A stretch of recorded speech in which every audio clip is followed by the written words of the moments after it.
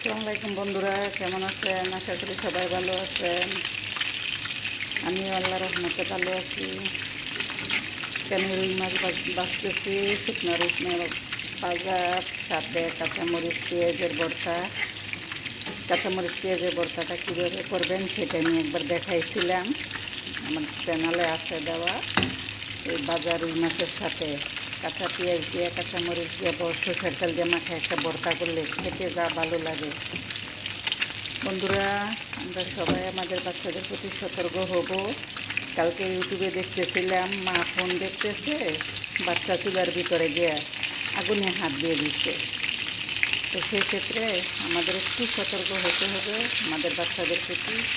আমাদের বাচ্চারা যেন ভালো থাকে, সুস্থ থাকে। বন্ধুরা, আমরা সবাই ফোনে থাকবো, সবাই ফোনে কাজ করবো, ফোন দেখবো, কিন্তু পাশাপাশি আমাদের পরিবারটাও ঠিক রাখতে হবে। আমরা এত কিছু করতেছি যে আমাদের পরিবারের জন্যই। পরিবারটা যদি না থাকে তাহলে আমরা এত কষ্ট করে কী করবো? বন্ধুরা, আমরা সবাই আমাদের বাচ্চাদের প্রতি একটু খেয়াল রাখবো, ওরা যেন ভালো থাকে সেদিকে একটু লক্ষ্য রাখবো। আশা করি সবাই বুঝতে পারছেন, কেউ বিরক্ত ভাববেন না যে আমি উপদেশ দিচ্ছি। বন্ধুরা, উপদেশ না, এটাই বাস্তব। আমরা একটু খেয়াল না দিলে কিন্তু দুর্ঘটনা যে কোনো সময় ঘটে যেতে পারে।